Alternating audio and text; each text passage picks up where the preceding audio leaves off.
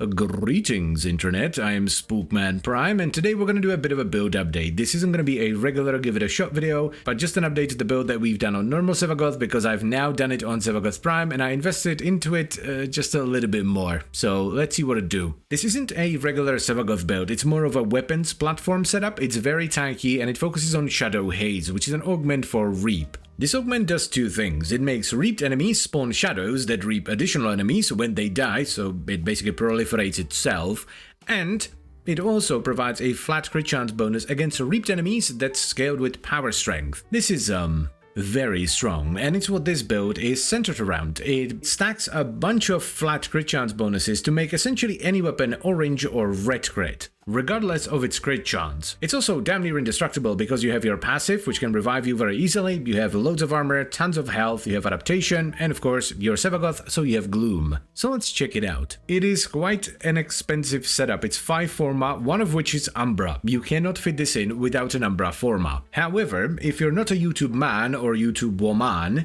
you are not required by law to run Prime Footed, and therefore you can take it out and save yourself the Umbra forma. Now, as far as the mods go, we have Combat Discipline, which helps trigger Arcane Avenger, another source of flat crit chance, and we have primed YouTube memes in the Exiles because, well, being immune to knockdowns is fantastic. Also, I am a YouTube man, so, you know, it's the law and all that. Next on the menu we have Adaptation, which is a fantastic source of damage mitigation, especially if you have a decent amount of armor and health. Then there is Shadow Haze, the augment that we've already talked about. This spreads our Reap around so we don't have to cast it all that often, and it also provides us with a massive source of flat crit chance. One of the changes that I made to this build as compared to the one that we did on normal Sevagoth is I added in Amar's Hatred. This is a mod that adds a bit of armor and a bit of power strength. It's also very cheap, which for a build like this, which is starved for capacity, is really nice. Moving on from there, we have Streamline for a bit of efficiency. This makes Reap a little bit cheaper, though it's not entirely necessary, so if you find yourself having more than enough energy, you can replace it with something else.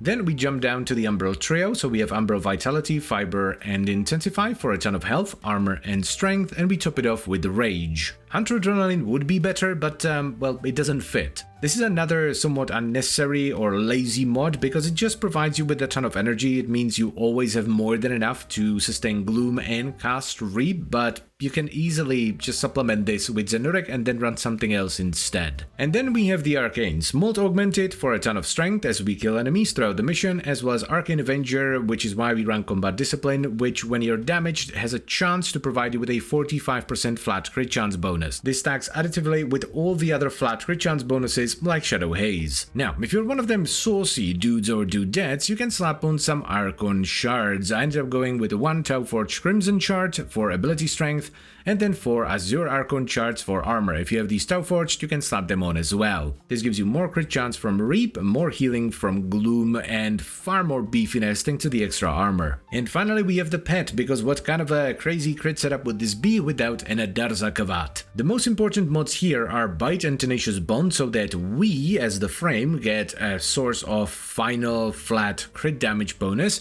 as well as Cat's Eye and Tekken Hans, which provides us with another source of flat crit chance. The Tekken Hans, by the way, is just there to increase the uptime of Cat's Eye by 30%. Now, while the setup is best used with weapons that have low crit chance but high crit damage, like the Kuva Nukor for example, it can be used with any weapon to just make it crit harder. The one thing to bear in mind here is that these flat crit chance bonuses don't interact with mods at all, which is why they're best used with weapons that have low crit chance and that you wouldn't normally mod for crit chance. They're added at the very end of the crit calculation, so if we take a weapon that has, let's just say, 10% crit chance, we increase that to 20% via mods, and then we add 40% flat crit chance, the final crit chance value on the weapon is gonna be 60%. The build is also very easy to play. You turn on Gloom, you toss out a Reap, and, well, then you just start blasting. That's it. The end.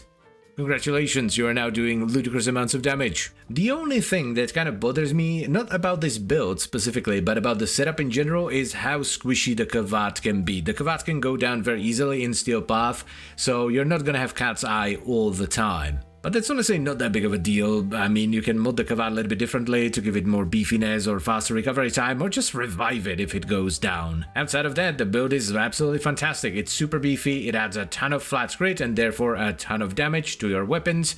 and it's just fun to play. So I would very much recommend you give this build a shot. Yes, it's expensive, but you can lower the investment by not running primed YouTube memes in the Exilus. You can just leave the Exilus empty and try everything else and see whether you like it or not. And if you do, then you can add primed YouTube memes or even something else. You can add more strength or range or whatever. You also don't have to copy the build one for one. You can remove mods, add different mods, because the only required mod really is Shadow Haze. So it's a very flexible build and you can tweak it to your own liking. But anyway, that's pretty much all I wanted to say, so I thank you very much for watching, as always guys, and I hope you've enjoyed the video. Then I would also like to extend a special thank you to all the channel members. Thank you very much guys, I really appreciate your support, it means a lot to me, and I will see you next time.